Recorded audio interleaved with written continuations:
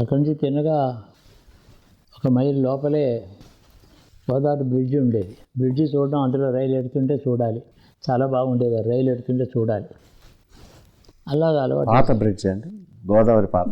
ఇప్పుడు పాత అంటే 1900 కట్టింది అది. ఇప్పుడు దాన్ని వదిలేశారు.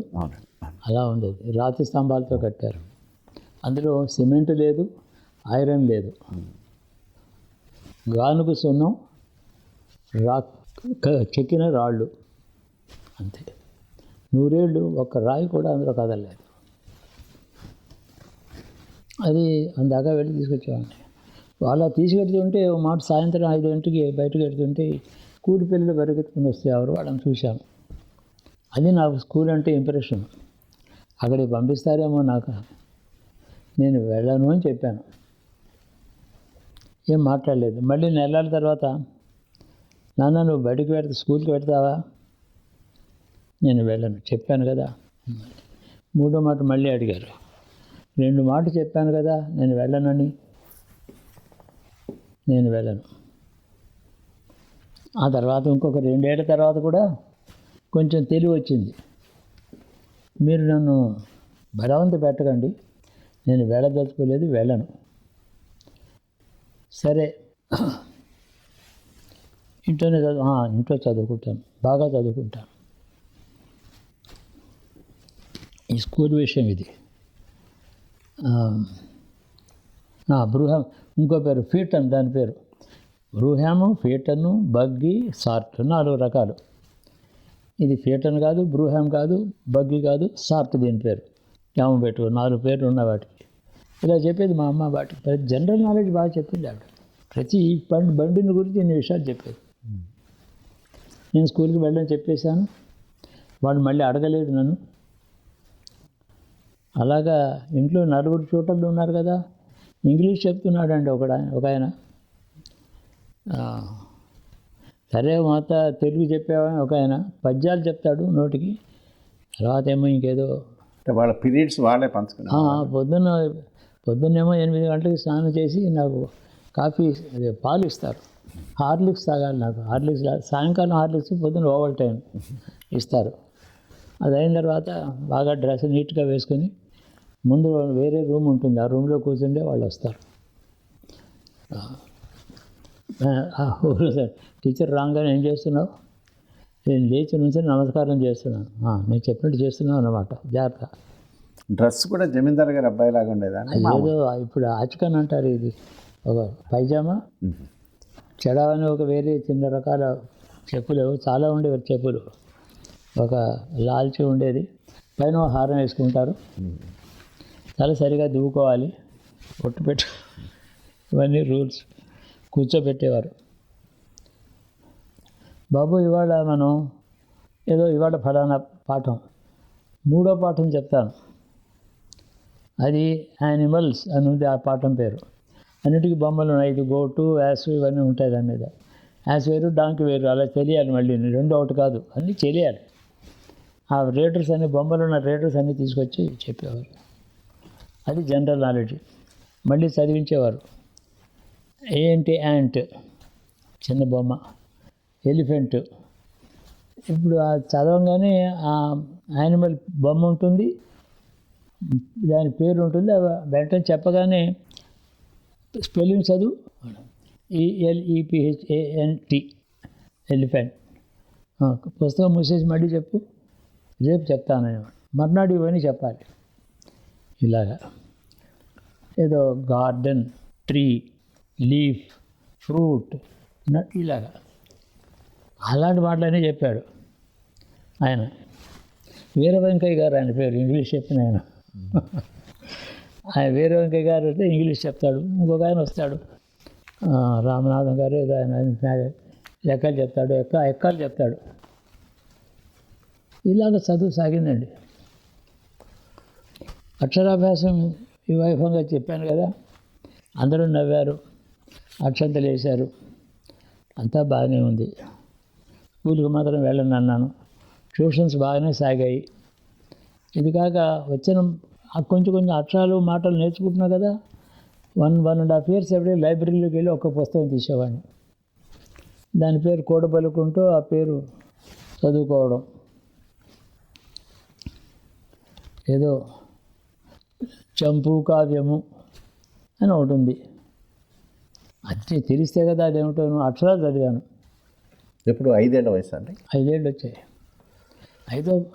అప్పటికి ముందే ఓరల్ ఎడ్యుకేషన్ అయింది, రైటింగ్ మొదలైంది. రైటింగ్లో తెలిసిన మాటలు గబగబా ఆల్ఫాబెట్ వచ్చేసింది. తెలుగు అక్షరాలన్నీ బాగా వచ్చాయి. లు లు లు ఇవన్నీ చెప్పాలన్నమాట. ఇలా తలగిందులు రాస్తాం కదా, అవన్నీ రాయించేవాడు నా చేత, ఇలా రాయమని. ఈ విధంగా సాగింది. డైలీ కూడా ఈ 4 టీచర్స్ వచ్చారు. మరి అప్పటికేమో 8 గంటలకు ఆయన వస్తారు. 9, 10 2 గంటలు అయిపోతుంది.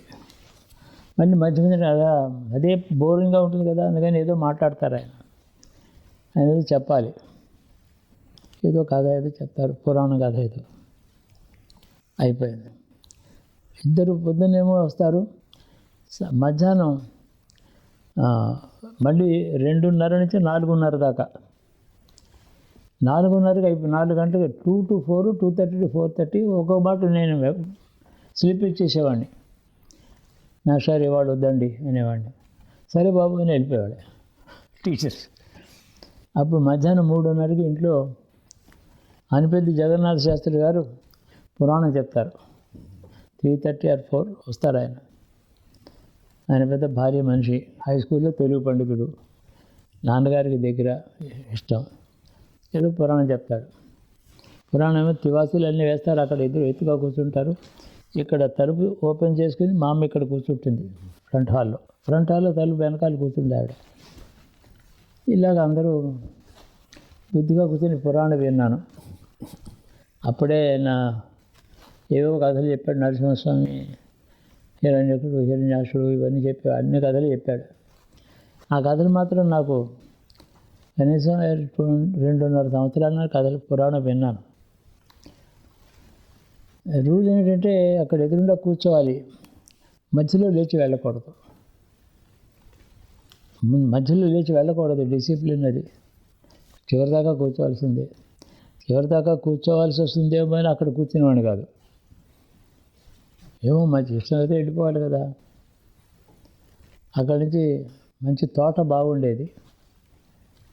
నాకు రాత్రి పక్క మీద వేయడానికి విచ్చుకున్న పూలు సాయంత్రం, పొద్దునేమో మొగ్గలు ఉంటాయి, సాయంత్రానికి విచ్చుకు ఉంటాయి. ఇది సన్నజాజి, విరజాజి, మల్లెపూలు, పెద్ద తోట, ఇంత బుట్టెడు వచ్చి పోసేవారు. అందులో గుచ్చుకుంటాయేమో చెప్పి తొడిని సరిగా తీసేసి అలా. ఇవన్నీ కూడా నాకు 5 ఏళ్ళు 6 సంవత్సరాల వరకు ఇదే కథ. మీరు ఒక్కరే సంతానం అండి? అప్పుడు నేను ఒక్కనే. తర్వాత ఆడపిల్లలు పుట్టారు. మా అమ్మకి అంత ఆరోగ్యం బాగలేదు. నేను 5 ఏళ్ళు వచ్చే వరకు నేనే అంతా, మొత్తం మహారాజు మనమే. ఎవరు గారాబం అని దర్జా, అంతేగాని. ఇంకో విషయం ఏంటంటే లైఫ్ స్టైల్ గురించి చెప్పడం కోసం చెప్తున్నాను, గొప్ప ఏం లేదు ఇందులో. పుట్టినరోజు వచ్చేది మార్గశిర శుద్ధ నవమి. పుట్టినరోజు వచ్చేటప్పటికి 2 నెలల ముందరే కంసాలు పిలిపించి కొత్త నగలు చేయించేవారు. పుట్టినరోజుకి కొత్త నగలు వేయాలి. కొత్త బట్టలు అంటే పాత నగలు ఏమిటి, కొత్త నగలు చేయాల్సిందే. హారము, ఏదో చేతికి పెద్ద మురుగులు, అప్పుడప్పుడు ఆ టోపీకి ఏమో కొత్త టోపీ పెట్టి, ఈ ముఖమల్లు అంటారు చూడండి, అలాంటి దాంతో ఎర్రవి నల్లవి దాన్ని కుట్టేవారు, పూసలు అది పెట్టేవారు. అందరూ ఆశీర్వదం చేసేవారు. అలా 1938కి 10వ సంవత్సరం పూర్తయింది. 28 కదా పుట్టాను. 36 డిసెంబరు వరకు కూడా, అంటే 8 సంవత్సరాలు పూర్తయ్యే వరకు కొత్త నగలే చేయించారు పుట్టినరోజుకి. నాకు ఇది మాత్రం బాగా జ్ఞాపకం ఉన్నాయి. 1936 తర్వాత నేను అన్నాను, అమ్మ ఇవి కొత్త నగలు ఎందుకమ్మా, నాకు బాగుండలేదు ఇవన్నీ, ఎందుకు ఇవి అని. అవును మానేద్దాం అంది. అవును మానేద్దాం అంది. తర్వాత మళ్ళీ కొత్త నగలు ఏం చేయలేదు, ఏదో వేసి ఊరిగా కూర్చోబెట్టేవారు. అప్పుడప్పుడు రాజమండ్రిలో మా నాన్నగారికి చాలా మిత్రులు ఉన్నారు. కొవ్వూరులో ఒక పాఠశాల నిర్వహించారు. అది చెప్పాలి. 1925 నాటికి కొవ్వూరు చేరారు. ఇక్కడ ఉర్లంలో ఆ నాన్నగారిని సూపర్వైజ్ చేసి పెంచి అన్ని విషయాలు చెప్పినటువంటిది వదిన గారు కందుకూరి శ్రీ మహాలక్ష్మి గారు ఉండేది. మా నాన్నగారి కంటే ఒక అతను వెంకట విశ్వనాథరావు అని చెప్పి మా నాయనమ్మ గారికి మరిది కొడుకు అబ్బాయి. మరిది భార్య కూడా పోయారు. ఆ మరిది కొడుకుని పెంచింది ఆవిడ. పెంచితే అతని భార్య ఈ మహాలక్ష్మి గారు.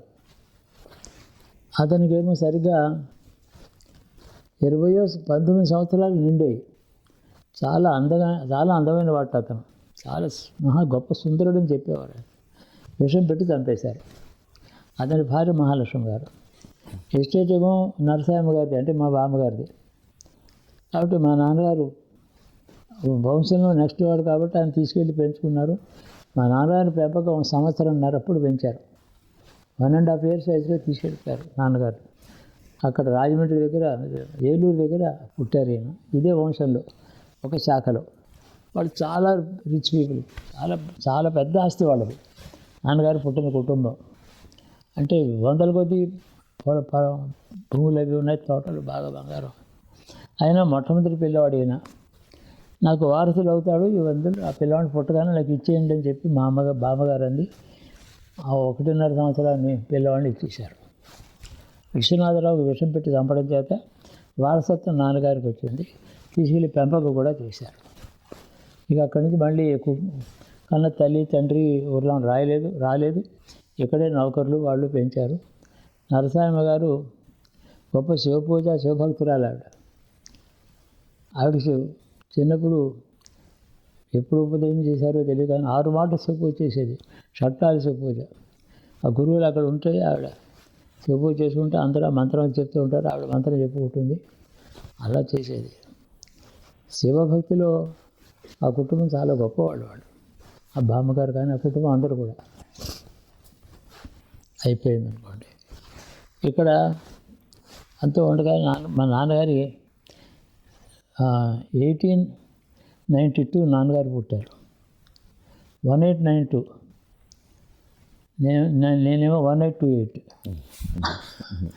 20th అంటే 21st అంటే 21st. ఆయన మార్చి, నాది డిసెంబరు. మీ డేట్ ఆఫ్ బర్త్కి నా డేట్ ఆఫ్ బర్త్కి చాలా పోలిక ఉంది అన్నాను నేను. నాలాంటి అదృష్టం మాత్రం నీకు పట్టకూడదు, నువ్వు మామూలుగా సుఖంగా బతకాలి అన్నారు ఆయన. అప్పుడు అంత 5 ఏళ్ళు 8 ఏళ్ళు ఆ వయసులో మీరు రాత్రి ఒక్కరు పడుకున్నప్పుడు ఏమన్నా ఆధ్యాత్మిక అనుభవాలు అలా ఉండేది. అలా ఏం ఆలోచించేవారు గురుగారు మీరు? అలాగా ఆ రాత్రి పడుకున్నప్పుడు నాకు పంచాక్షరి చెప్పుకోమని చెప్పారు కదా. ఎవరు చెప్పారండి? ఇంట్లో మా అమ్మ చెప్పింది, నాన్నగారు చెప్పారు. ఓకే. రోజు రాత్రి పడుకునేటప్పుడు పంచాక్షరి ఓం నమ శివాయ చెప్తాను. అంటే అఫీషియల్గా శాస్త్రీయంగా ఉపదేశం తర్వాత జరిగింది. ఓకే. ముందర ఊరిగా నోటితో చెప్పారు. అంటే మొట్టమొదట మా అమ్మ చెప్పింది, వాగర్ధ సంపృక్తం వాగర్ధ ప్రతిపత్తయే జగత పితరు వందే పార్వతీ పరమేశ్వరు.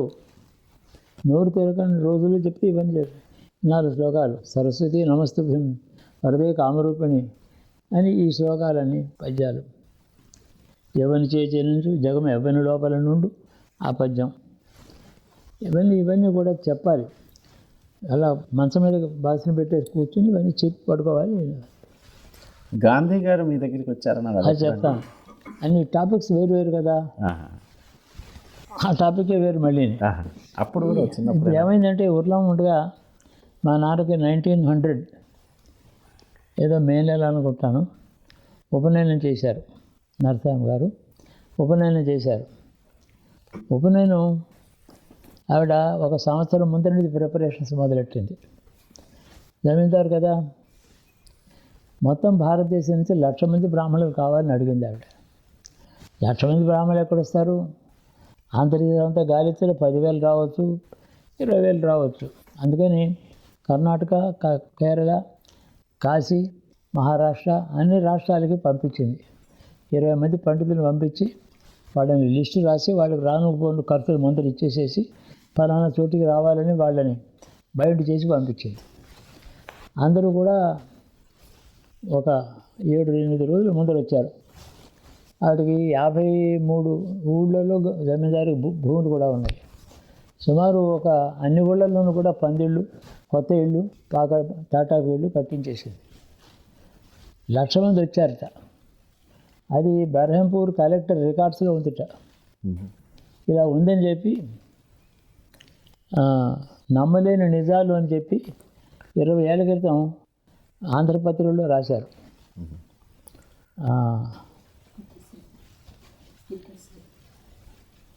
పేరేంటి, హితశ్రీ అని రైటర్ ఉండేవాడు. నమ్మలేని నిజాలని చెప్పి రాస్తూ ఒక ఆర్టికల్ రాశారు. బసవరాజు గారి ఉర్లాం బసవరాజు గారి ఉపనయనం అని ఒక రాశారు. ఇలా రికార్డులు ఇలా ఉన్నాయి, ఎవరు నమ్మరు దీన్ని. ఆయన ఉపనయనానికి 1,00,000 మంది బ్రాహ్మణులు వచ్చారు, దేశం మొత్తం నుంచి వచ్చారు. మొత్తం సుమారు 10 రోజులు 8 రోజులు అలా ఉన్నారు. అందరికీ బాగా బహుమానాలు ఇచ్చి పంపించారు. రాణి నరసాయం గారు, మా బామ్మగారు రాణి నరసాయం గారు అనేవారు. అలా చేశారు. అది నిజంగా 1,00,000 మంది వచ్చారు, లెక్క ఉంది. ఏదో 50 ఏళ్ళు చూసి 1,00,000 వచ్చి ఉంటారని అనుకోవడం లాంటిది కాదు అని రాశాడు ఆయన, హితశ్రీ. అది ఆ ఆర్టికల్ కూడా ఎక్కడో ఉండాలి.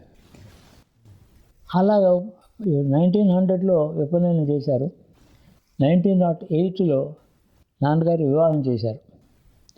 వివాహం చేస్తుంటే మా కుటుంబానికి ఒక కుటుంబానికి ఎప్పుడు ఇచ్చిపుచ్చుకోవడాలు అలవాటు.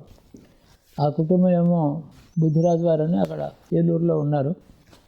అక్కడ ఆ వివాహం నిశ్చయమైంది. అక్కడికి వెళ్ళి స్పెషల్ ట్రైన్ చేసుకుంది ఆవిడ. 22 బోగీలతో 2 ఇంజిన్లు. ఏలూరు వెళ్ళి 5 రోజులు వెళ్ళి అంత హడావిడిగా చేశారు. చాలా నగలు, జమీందారి నగలు, అక్కడ సభలో ఉన్న నగలన్నీ తీసుకెళ్ళి, ఇది రత్నహారం 14 అంగుళాల పొడుగు, ఇందులో ఇది దీని మెడల్ లాంటిది, అలా చూపించడం అక్కడ పెట్టడం. అలా ఆ విధంగా 3 గంటలు అయిపోయింది నగలు చూపించడానికి. ఇంకా అవలే, అన్ని నగలు తెచ్చారు. పుట్టింటి వారు పెట్టారు. పెళ్ళి అయింది 1908లో అయింది.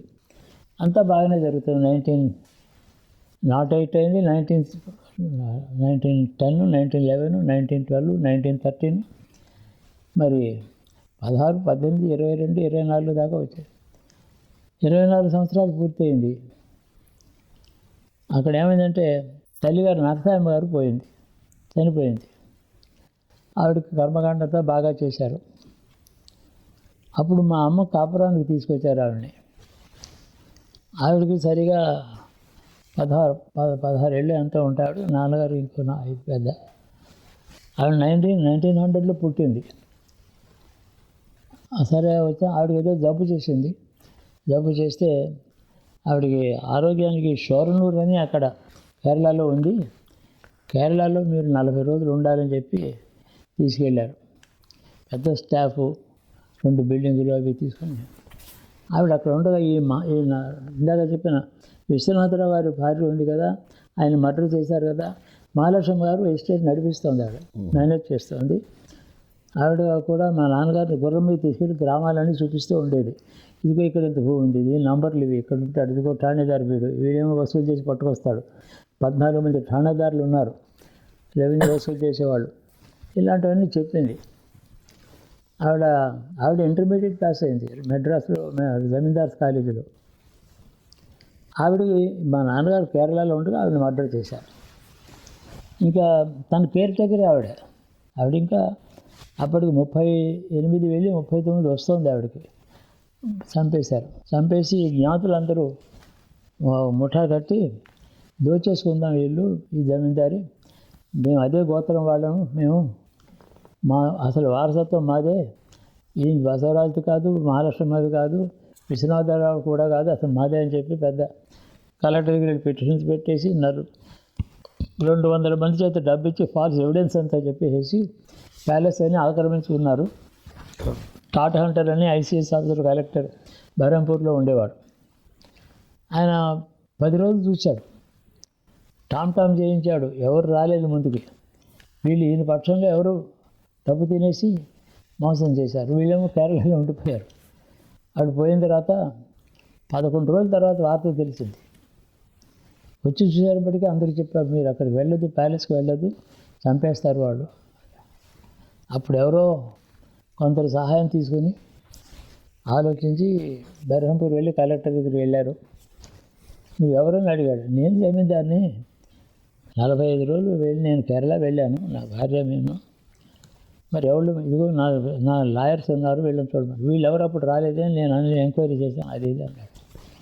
పొమ్మన్నాడు. అలా కాదు, నువ్వు కలెక్టర్వే కానీ జమీందారీకి వారసుడు ఎవడో నిర్ణయించి హక్కు నీకు లేదు కదా, ఎలా చేశావు? మేము గవర్నర్ దగ్గరికి వెళ్తాం ఇప్పుడు ఈ సంగతి, నువ్వు మళ్ళీ మాకు హ్యాండ్ ఓవర్ చేస్తావా, వాళ్ళు వెళ్ళగొట్టి అరెస్ట్ చేయాలి వాళ్ళని, చేస్తావా? గవర్నర్ దగ్గరికి వెళ్ళి పిటిషన్ పెడతాం అంటే వాడు భయపడ్డాడు. ఒక లాయర్ని తీసుకొచ్చారు. అలా కాదు, మీకు ఏదో నేను సహాయం చేద్దాం అనుకుంటున్నాను, ఇందాక కథ అంతా విన్నా కానీ ఒక పూట అంతా ఉంది అక్కడ. మధ్యాహ్నం పొద్దు నుంచి రాత్రి సాయంత్రంగా కలెక్టర్తోనే ఉన్నారు. అప్పుడు ఏం చేయాలంటే ట్రెజరీ అంతా నేను హ్యాండ్ ఓవర్ చేయలేదు వాళ్ళకి, ఎందుకైనా మంచిదని ట్రెజరీ ఓపెన్ చేయలేదు, సీల్డ్ వేసి వచ్చాను. ఎస్టేట్ హ్యాండ్ ఓవర్ చేయడానికి ఏముంది, ఎస్టేట్ అంటే పేపర్లే కదా, ఇచ్చాను అని. అంటే మీరు ఆ ట్రెజరీలో ఏముంది అది తీసుకుని మీరు సంతోషించండి, నా మీద కంప్లైంట్ చేయొద్దు, నేను చేయగలిగిన సహాయం అంతా చేస్తాను అన్నాడు. ట్రెజరీ ఏమో పిలిచి అందరి ఎదురుగుండా హ్యాండ్ ఓవర్ చేశారు. బాగా బాల్యాలు కత్తులు పట్టుకున్న వాళ్ళు 20 మంది స్టాఫ్ ఉన్నారు నాన్నగారికి. అప్పటికి అందరూ వచ్చేసారు, నాన్నగారు వచ్చేప్పుడు అందరూ వచ్చేసారు, పాపులర్గా ఉన్నారు కదా. ఆ మనీ తీసుకున్నారు. ట్రెజరీలో 96,000 సావరెన్స్ ఉన్నాయి. విక్టోరియా బొమ్మతో ఉన్నటువంటిది ఇప్పుడు అబౌట్ 11 grams ఎంతో ఉంటుంది. సరే, ఇదంతా అయిన తర్వాత దానికి ఏ తర్వాత చెప్పొచ్చింది ఏంటంటే బుర్లాంతో సంబంధం హఠాత్తుగా పోయింది. అప్పటి నుంచి ఇక దావాలు, అరెస్టులు, గొడవలు. ఆ దావాలేమో లండన్లో ప్రీవీ కౌన్సిల్ దాకా వెళ్ళింది. ఇక్కడ నుంచి లాయర్స్ని డబ్బిచ్చి లండన్లో ఎస్టేట్ ఆఫీస్ పెట్టారు, బుర్లాం ఎస్టేట్ ఆఫీస్ అని. లాయర్స్ని పంపించారు. ఆ కేసు నడుస్తుంది. ఆ కేసు ఏమో 20 ఏళ్ళు 22 ఏళ్ళు నడిచింది. దానికి ఇంతట్లో 1918లో ఫస్ట్ వరల్డ్ వార్ వచ్చింది. బ్రిటిష్ వాళ్ళు చాలా దెబ్బలు తిన్నారు. వాళ్ళు ఇలాంటి కేసులు ప్రీవీ కౌన్సిల్ వినిపించుకునే దిక్కు లేదు అప్పుడు, అవి పోస్ట్పోన్ చేస్తూనే ఉన్నారు. అది ఇంకో కేసు చెప్తాను. కాబట్టి ఆ పరిస్థితిలో అత్తవారు ఎక్కడున్నారు, ఏలూరు కదా. విశాఖపట్నంలో ఉర్లాం హౌస్ అని ఒకటి ఉంది, అక్కడ ఉండడం కూడా క్షేమం కాదు. వీళ్ళు మర్డర్ చేస్తే సిద్ధంగా ఉన్నారు వాళ్ళు, అలా దుర్మార్గులు ఇక్కడ ఉండొద్దని సలహా చెప్పారు. ఏలూరులో బాగా మా అమ్మకి ప్రాపర్టీస్ బాగున్నాయి. సింహాల మేడ అని ఒక పెద్ద మేడ, ఇంకో 2 ఇళ్ళు, పెద్ద ఇళ్ళు, పెంకుటిల్లు, ఒక నాటకం హాలు. అందులో క్యాసెట్ ఆఫీస్ వచ్చింది తర్వాత. నాటకం హాలు ఫ్రీగా నాటకాలు వేసుకోవడానికి మా తాతగారు కట్టారు. డబ్బు లేదు, పేదవాళ్ళు నాటకాలు వేసుకునేవాళ్ళు, వాళ్ళు ఫ్రీగా ఇస్తే 40 రోజులు 50 రోజులు నాటకాలు ఆడుకొని సంపాదించుకుంటారు కదా అని చెప్పి ఆ హాల్ కట్టి వాళ్ళకి ఇచ్చారు.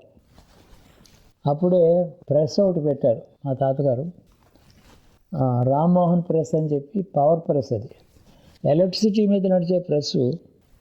అంతకుముందు మెడ్రాసు ఆంధ్రపత్రికే, అందుకని పవర్ ప్రెస్ అన్నారు. కానీ మిగతాది ట్రెడిల్ ఇలా తొక్కడమే, కంపోజిషన్ ఇలా పెట్టడం, తొక్కడం, ఇలా తీసుకోవడం, కాపీలు, అది పద్ధతి. పవర్ ప్రెస్ అనేది కరెంట్ మీద నడిచే ప్రెస్ పెట్టారు.